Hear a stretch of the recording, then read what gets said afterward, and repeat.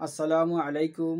আমি ডাক্তার মোহাম্মদ আশরাফুল ইসলাম। প্রতিদিনের মতোই আজ আপনাদের সামনে উপস্থিত হয়েছি হোমিওপ্যাথিক চিকিৎসা বিজ্ঞানের একটি গুরুত্বপূর্ণ অধ্যায় organ of medicine. Organ of medicine নামক মূল গ্রন্থ থেকে অ্যাফোরিজম 5 আপনাদের সামনে আজ বিস্তারিত ব্যাখ্যা করার চেষ্টা করব ইনশাল্লাহ। বিসমিল্লাহির রহমানির রহিম। Aphorism 5 useful to the physician in assisting him to cure are the particulars of the most probably exciting cause of the acute disease, as also the most significant point in the whole history of the chronic disease, to enable him to discover its fundamental cause, which is generally due to a chronic miasm. In this investigation, the ascertainable physical constitution of the patient, especially when the disease is chronic, his moral and intellectual character, his occupation, mode of living and habits, his social and domestic relation, his sexual function, etc., are to be taken into consideration. সূত্র 5 আরোগ্যের জন্য চিকিৎসকের সহায়ক প্রয়োজনীয় বিষয় হলো অচির রোগের সম্ভাব্য উত্তেজক কারণ বিবরণী আর চিররোগ পুরা ইতিহাসের অত্যাধিক গুরুত্বপূর্ণ বিষয়সমূহ যা তাকে এর মৌলিক কারণ আবিষ্কার করতে সক্ষম করে, যা সাধারণত ক্রনিক মায়াজম হতে উদ্ভূত।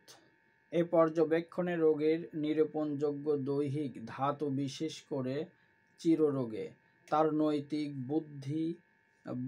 বুদ্ধিবৃত্তিমূলক বৈশিষ্ট্য, তার পেশা, তার জীবন প্রণালী এবং অভ্যাসসমূহ, তার সামাজিক ও পারিবারিক সম্পর্ক, তার বয়স, জনকার্যক্রম ইত্যাদি বিবেচনা নিতে হবে।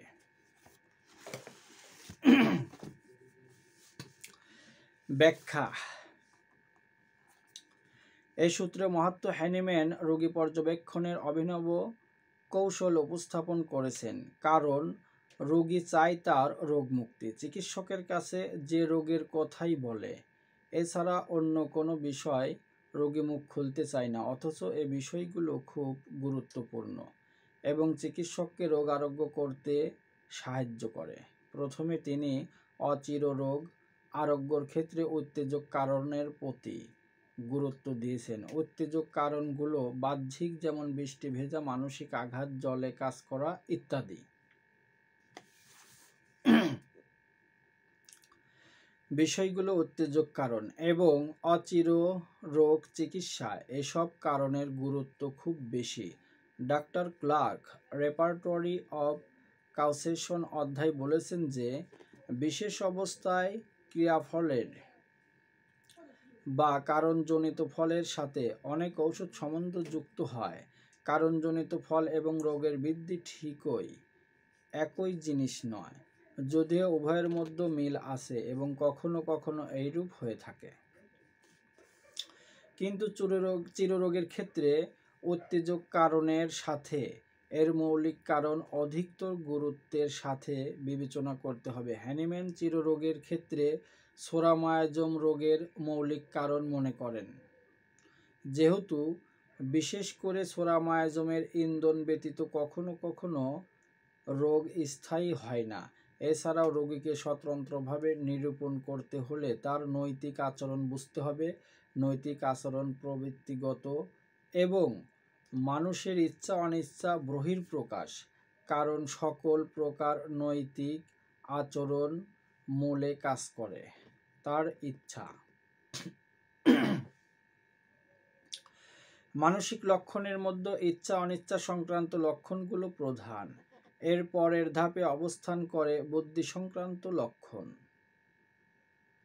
রোগীর জীবনধারা এবং অভ্যাসগুলো তাকে অন্য ব্যক্তি থেকে আলাদা করতে সাহায্য করে।